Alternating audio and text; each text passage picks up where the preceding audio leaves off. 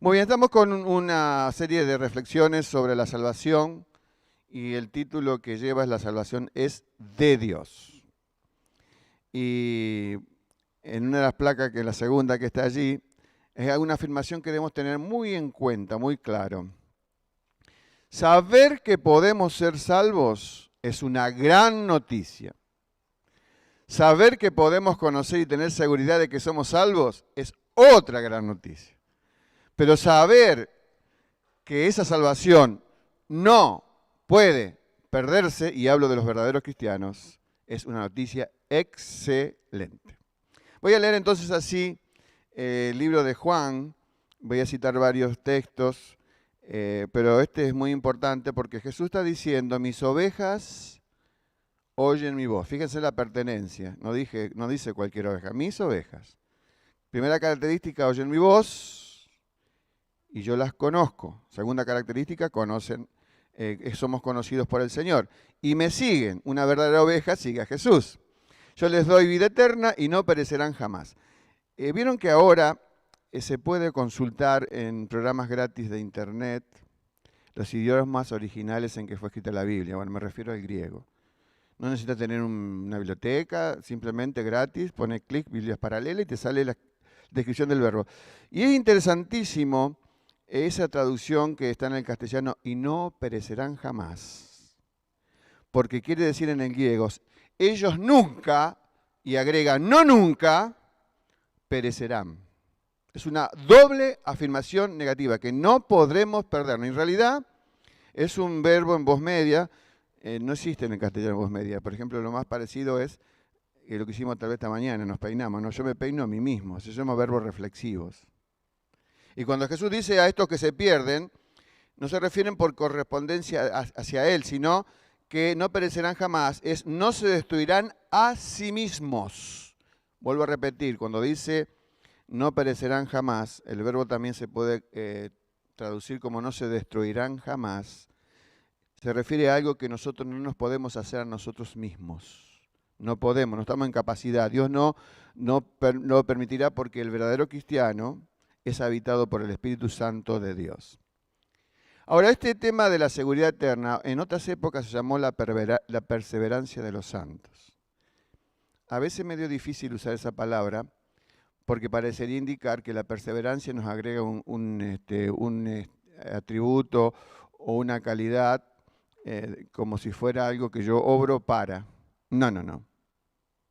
El salvo, porque es salvo, persevera. No lo vayan a razonar al revés. Porque persevero, llegaré a ser salvo. Eso no es cierto. Ahora, ¿quiénes pueden tener seguridad? La placa que sigue. Los verdaderos creyentes. No es únicamente aquel que ha tenido un conocimiento intelectual de Jesucristo como Salvador. El diablo tiene ese conocimiento. Lo dice el libro de Santiago. No le sirve. No hablamos de alguien que se ha hecho miembro de una iglesia. La iglesia visible está compuesta con verdaderos cristianos y no cristianos. No lo digo yo, lo dice la parábola del trigo y la cizaña. No hablamos de alguien que ha sido bautizado. A veces, lamentablemente, por error humano, nosotros los seres humanos hemos bautizado a gente no creyente. Por supuesto, sabiéndolo después, ¿no? No hablamos de alguien que simplemente da ofrendas, porque muchas veces hasta aún las personas que no son de Cristo pueden dar ofrendas. No hablamos de alguien que realiza actos religiosos. ¿Cuánta gente hace actos religiosos? Pero eso no es aunque todas estas características yo dije, el querer intelectual, hacerse en una iglesia, bautizarse, dar ofrendas y actos religiosos, bueno, actos espirituales diríamos, son parte a veces del acervo de lo que es evidenciar la fe o practicar la fe. Así que a la placa que sigue, ninguna de estas cosas puede salvarnos, pero el creyente es la persona que ha recibido a Jesucristo, que tiene, como dijimos el domingo pasado, el nuevo nacimiento como una dación de Dios y que participa de la naturaleza divina, esa esencia de Dios o la parte de Dios que comunica atributos comunicables al hombre. Y dentro de ello es esta participación en su naturaleza divina. Ahora, hay un texto, y ahora vamos a leer el segundo texto, en el libro de Mateo, capítulo 7, donde Jesús habla de los falsos profesantes, que por supuesto a lo mejor ni ellos mismos se dieron cuenta o los que estuvieron alrededor, pero en el día donde Dios juzgue la obra de los seres humanos, dice Jesús, Mateo 7:22, muchos me dirán en aquel día, Señor, Señor, ¿no profetizamos en tu nombre, no predicamos en tu nombre? Y en tu nombre echamos demonios, y en tu nombre hicimos muchos milagros. Entonces les declararé, nunca os conocí, apartados de mí, hacedores de maldad. Qué interesante y qué duro este versículo, pero quiero que llamen la atención la palabra nunca. Si la salvación podría perderse, Jesús jamás hubiera dicho, nunca os conocí. Hubiera dicho así, yo los he conocido, dejaron de disfrutar de mi gracia, se perdieron y ahora los excluyo o ahora viene el juicio. Y fíjense que era gente que hacía cosas buenas, porque predicaba, porque echaba fuera demonios y porque hicieron milagros en el nombre de Jesús. Pero sin embargo, qué mejor que el veredicto de Jesús. Yo no puedo hacer ningún veredicto cierto sobre ninguna persona, salvo que el Señor me lo indique acerca de su salvación. Y si no, fíjense en la historia bíblica, cuando Judas estaba en el grupo apostólico y en los últimos días antes de la cruz, y Pedro también, si uno no hubiera leído lo que siguió, muy posiblemente hubiera asignado a Pedro que era el que no era creyente y que Judas era un creyente. Porque ni aun ellos, los discípulos, lo sabían. Solo Jesús pudo dar la señal y dijo que él era el hijo de perdición. Ahora, no fue hijo de perdición porque llevó a Cristo a entregarlo por las monedas de plata, sino que fue hijo de perdición porque decidió rechazar la gracia que le era ofrecida. No así Pedro, que la aceptó. Bueno, vamos a ver en estos minutos, si Dios lo permite, la placa que sigue, cuáles son las razones bíblicas para decir por qué y cómo hay seguridad eterna para un verdadero creyente. No quisiera mezclarme con ninguna cosa del siglo XVI, donde hubo la famosa reforma, que hubo un grupo que iba para un lado, no voy a entrar en esa situación, ni otro para otro. Vamos a ir al siglo I, donde vamos a encontrar mejores evidencias, porque es la única evidencia de esta realidad, si podemos tener esta seguridad. Hay 7 ahí tan relatadas, 8. Primera, las voy a describir, después vamos a ir explicándola, aunque hoy solamente la mitad. Primero tenemos la promesa del Dios Todopoderoso. Segundo, porqué o evidencia es la perseverancia de Dios y su fidelidad. No hablo de la perseverancia del cristiano. Tercero, la predestinación del eterno Dios. Cuarto, la perfección que produce la ofrenda de Cristo el Salvador. Quinto, la posición que tenemos en Cristo, mi sustituto. Sexto, la posición adquirida, dada por Dios, por supuesto. Séptimo, la petición u oración de Jesús. Todos empiezan con P, ¿no? Y luego, la seguridad eterna también descansa en el poder del Omnipotente. Vamos a ir por la primera y vamos a citar un tercer versículo o tercer grupo de versículos en el libro de Romanos capítulo 8, 38 y 39. Mientras buscamos, voy a leer ahora, pero vamos a ver que hay una descripción aquí dada por Pablo cuando él está evidenciando seguridad, porque comienza los versículos, estoy seguro. Y va a mostrar 10 oponentes, no uno solo, 10 oponentes que supuestamente pueden separar a alguien del amor de Dios. Y él dice,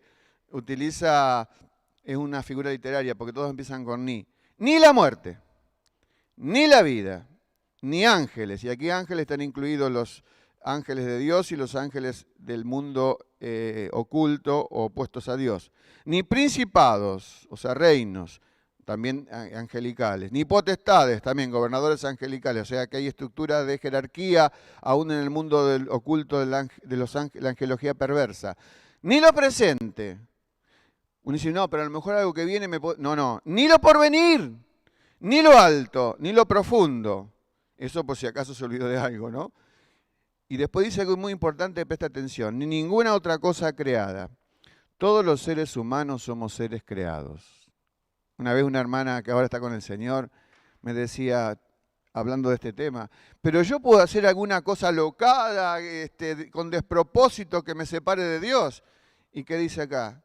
Que aún ni el ser humano, ninguna cosa creada, yo entre ellos, puedo provocar esta separación con Dios. Y después dice la declaración final, nos podrá separar del amor de Dios que es en Cristo Jesús, Señor nuestro. Vamos a la placa que sigue y una afirmación que debemos tener muy en cuenta. Si yo no hice méritos para tener salvación, no puedo provocar desmérito para que me sea quitada. Porque la salvación no depende de mi conducta, aún sea la mejor que yo suponga. Yo les dije el domingo pasado, no confío ni en 5 minutos de buen comportamiento mío para obtener nada de Dios. Todo es gracia, todo es gracia. Segundo elemento, mi seguridad eterna descansa en la perseverancia de Dios. Hay un texto en la Biblia, en el libro de Efesios capítulo 1, verso 6, donde creo que es el único que hay, donde se describe la salvación del hombre en sus 3 tiempos. Cristo me salvó de la pena de mi pecado, Cristo me salva del poder del pecado y Cristo me va a salvar de la presencia del pecado. Por eso decía San Pablo, estando persuadido de esto. Uno dice, ¿qué? Que el que comenzó en vosotros, no la comencé yo. El que comenzó, Dios, en vosotros, los cristianos. ¿Qué cosa? La buena obra la perfeccionará, acá está el tiempo de salvación continuo, presente, hasta el día de Jesucristo, salvación futura. Así que nos convenció de nuestro pecado, nos convirtió en sus hijos y Dios completa su obra. ¿Ustedes pueden pensar en algo que el Dios Todopoderoso pueda dejar inconcluso? No, yo sí. Les puedo decir un pilón de cosas que he prometido y no hice, cosas que emprendí y después me di cuenta que no eran, etcétera, etcétera. Dios nunca comenzó algo que no pueda terminar. La salvación es de Dios, otorgada como un regalo al culpable. Por eso la placa que sigue, si algún hijo de Dios, alguno de los elegidos de Dios, fuera a perecer, estoy hablando de hipótesis, ¿qué significaría eso? Que Dios el Padre ha sido derrotado en sus propósitos, que Dios el Hijo es incapaz para salvar con su sangre y que el Espíritu Santo estaría impedido de completar la obra que empezó en nosotros. Así que no es la perseverancia de los santos, sino que gloria a Dios, al Dios que es perseverante, en seguir trabajando en un material como soy yo, como sos vos, imperfecto, para hacer su obra. Porque aquí dice, el que comenzó en vosotros, la perfeccionará hasta el día de Jesucristo. Vamos a la tercera razón. Mi seguridad eterna descansa en la predestinación. Alguno dirá, uy, qué palabra usó el pastor, terrible. No, está en la Biblia, ¿no? La predestinación del eterno Dios. Otra vez voy a leer 2 versículos si me acompañan. En Romanos 8, 29 y 30. Si es lo que usted piensa, predestinación quiere decir que el destino ya está predeterminado. Pero ojo, tenga mucho cuidado porque vamos a ver qué quiere decir esto. Por lo menos humildemente, hasta donde yo puedo saberlo y quiero comunicarlo. Dice Pablo, el mismo texto que habló de que nada nos puede separar de Dios, pero eso estamos después. Dice, porque a los que antes conoció, está hablando de Dios, del eterno Dios, antes conoció, también los predestinó para que fuesen hechos conforme a la imagen de su Hijo, para que Él sea el primogénito entre muchos hermanos. O sea, Dios nos escogió para modelarnos en esta salvación continua, de transformación continua, santificación, para que seamos como el prototipo. Es como el escultor que está usando el buril o alguna de sus herramientas para que un bloque bruto, lleno de impurezas y de cosas que sacar, vaya siendo modelada la figura de Jesús. Bueno, a veces somos dóciles a que Dios haga eso y a veces no somos dóciles. Pero sigo con los verbos que siguen. A los que predestinó, a estos también llamó.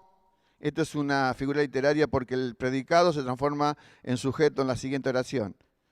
Y a los que llamó, a estos también justificó. Y a los que justificó, también glorificó. Una cadena de 5 acciones. Ahora quiero decirte algo muy importante que debemos tener en cuenta. Hay dos grandes líneas que aparecen en el Nuevo Testamento tocante a la salvación del hombre. Primera línea, la libre gracia. ¿Eso qué quiere decir? La potencialidad de la gracia para salvar a cuanto sea y a cuanto hombre, aún el más vil y perdido. ¿De dónde sacamos eso? Jesús dijo, venid a mí todos los que estáis trabajados y cargados. Más claro es Juan 3:16, porque habla muy claramente el Señor allí, porque de tal manera amó Dios al mundo. ¿A quién? ¿A algunos? No, no, no. Mundo es todos. Algunos que quieren hacer una explicación restringida de la palabra mundo y no hay aval bíblico. Mundo somos todos. Dios da la oportunidad con su libre gracia o gracia libre. Pero también la Biblia tiene una segunda línea, que es la elección para salvación. Lo dice Pablo en Efesios 1, verso 4. Según nos escogió en Él, antes de la fundación del mundo, hay predestinación, para que fuésemos santos y sin manchas delante de Él. Ahora el consejo que viene, ¿en qué nos quedamos? ¿En la libre gracia o en esta elección? No procuremos reconciliar estas dos grandes verdades por medios humanos, porque cometeremos un grave atropello. De la misma manera, si querés explicar que Jesucristo es Dios y Jesucristo es hombre.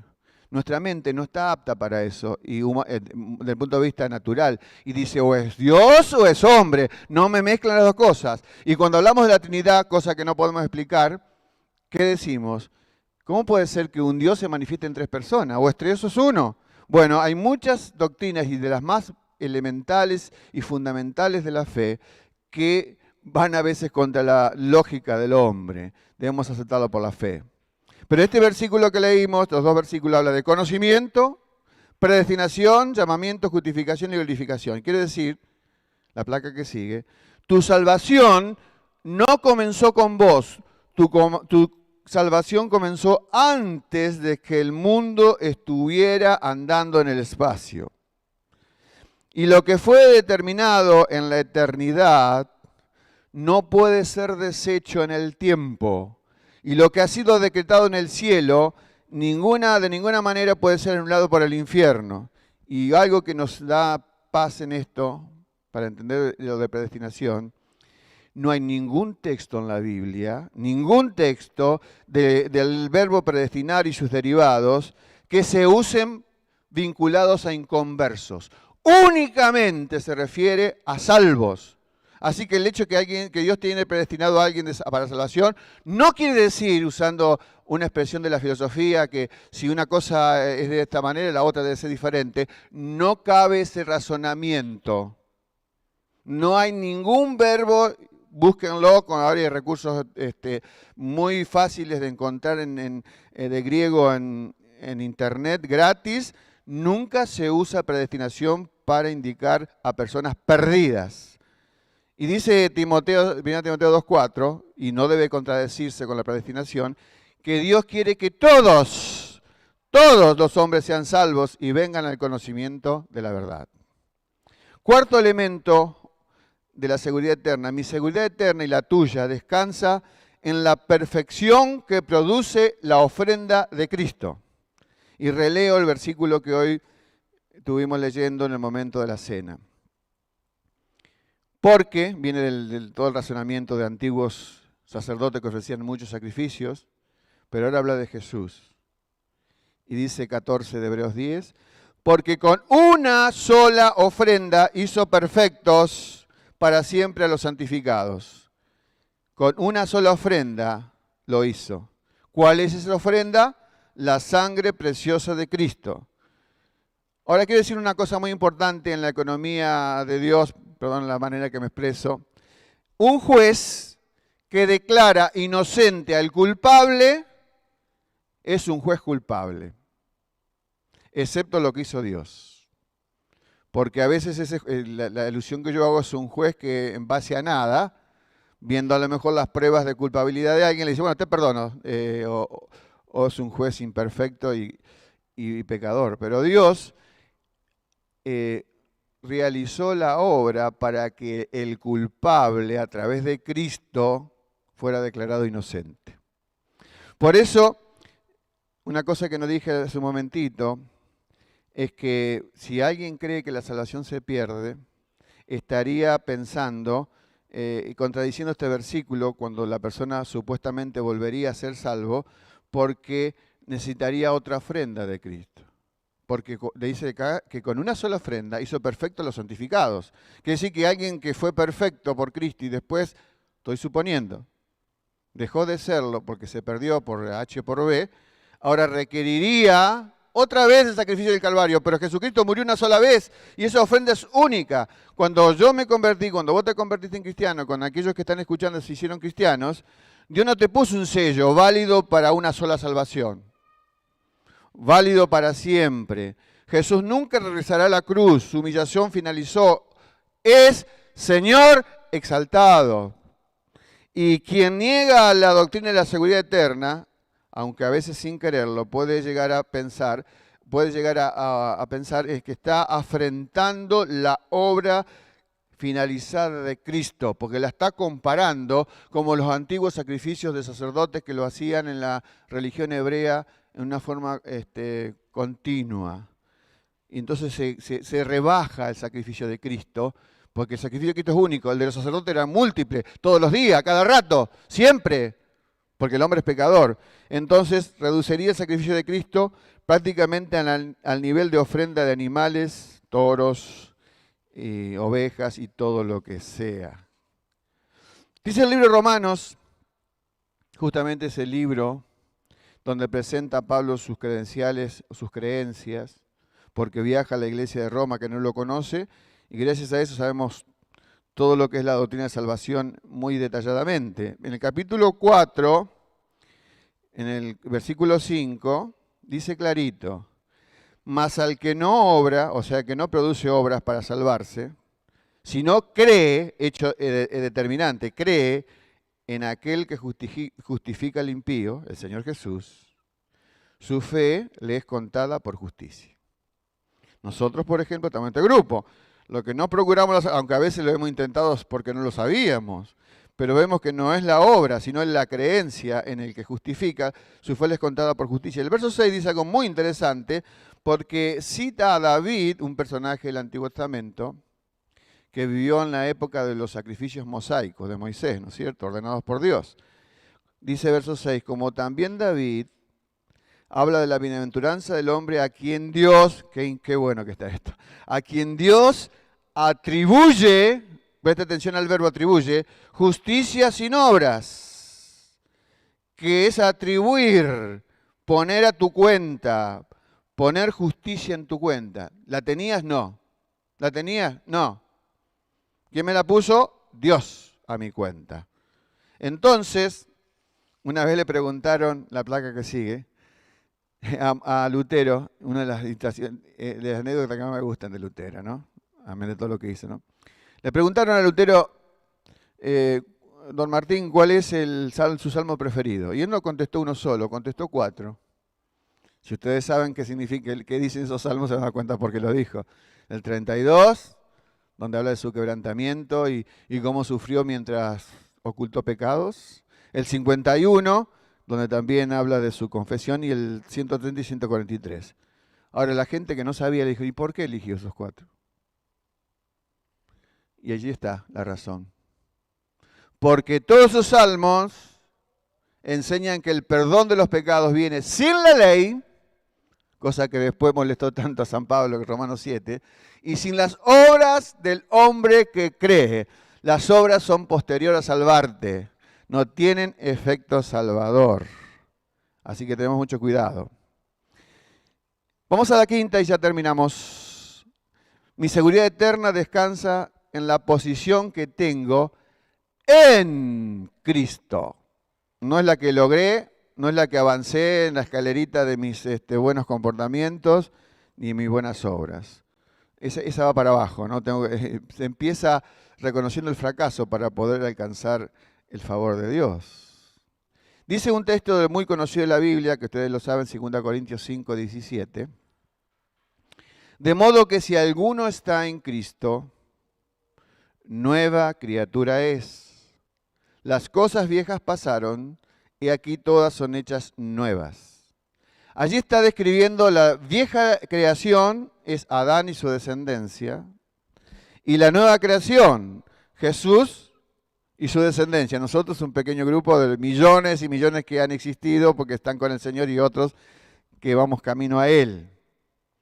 Ahora, es muy importante en los escritos de Pablo, y van a encontrarlo hasta el cansancio, la frase en Cristo. Y es muy profunda, no es simplemente dos palabras unidas. Lo que tiene la placa que sigue, lo que tiene que ver con Jesús, también tiene que ver conmigo, en Jesús. Yo perderé mi relación con el Padre, hipotéticamente, cuando Jesús pierda su relación con su Padre, cosa imposible, porque yo estoy en Cristo.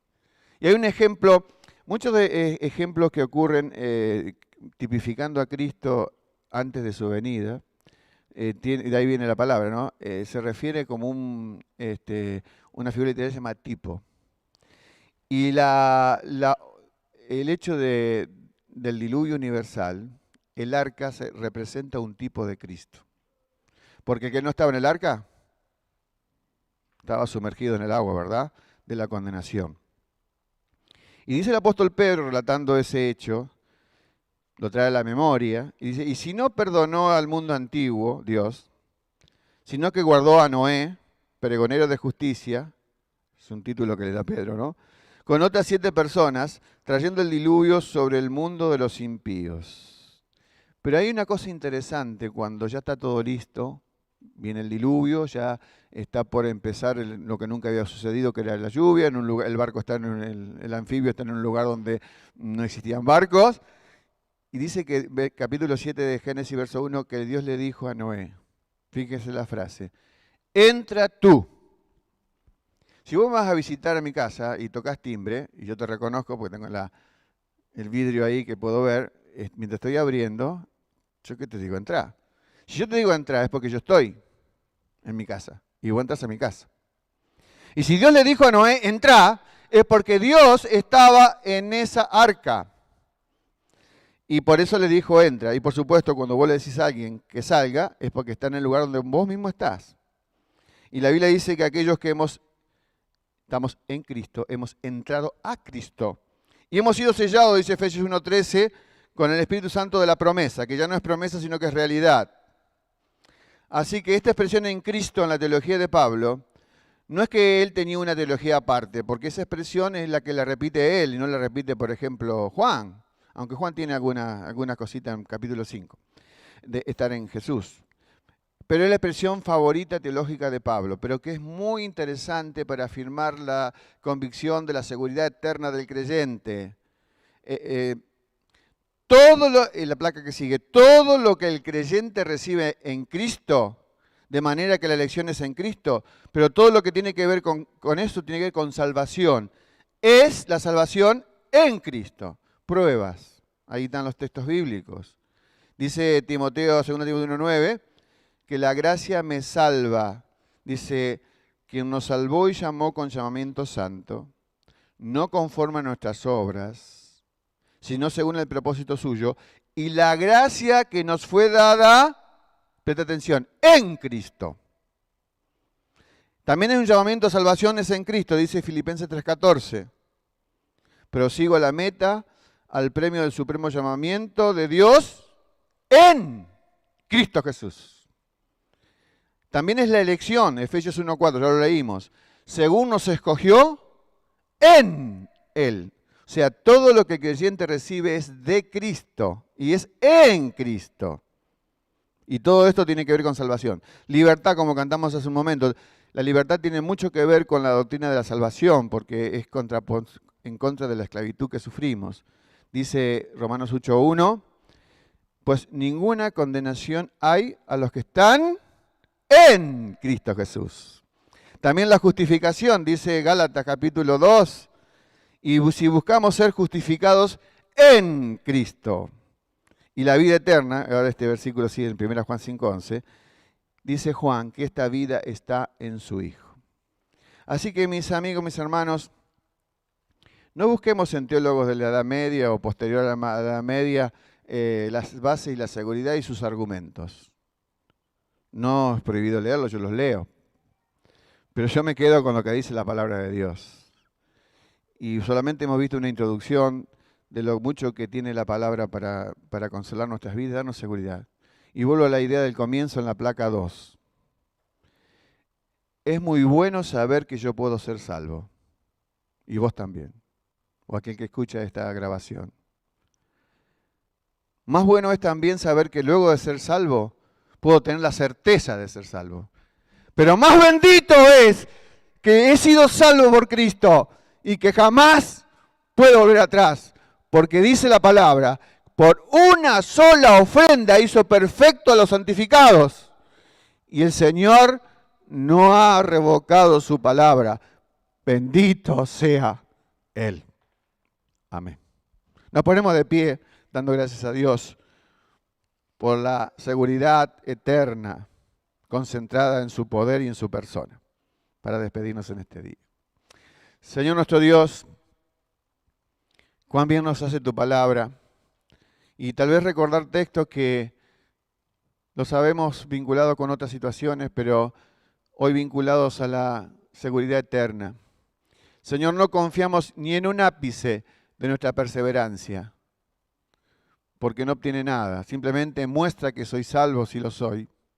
Pero Señor, cuán benditas son las palabras del autor de Hebreos cuando él dice, por una sola ofrenda fuimos santificados por ti, Señor, para siempre. Señor, creemos de verdad, los que hemos renacido contigo, participantes de tu nueva naturaleza, y ser, Señor, objeto del nuevo nacimiento que viene de lo alto. Por eso decimos nuevamente, la salvación te pertenece. La salvación es de Dios. Y gracias por ser parte de esta bendita gracia. En el nombre de Jesús. Amén. Dios les bendiga, mis hermanos. Hasta el próximo domingo.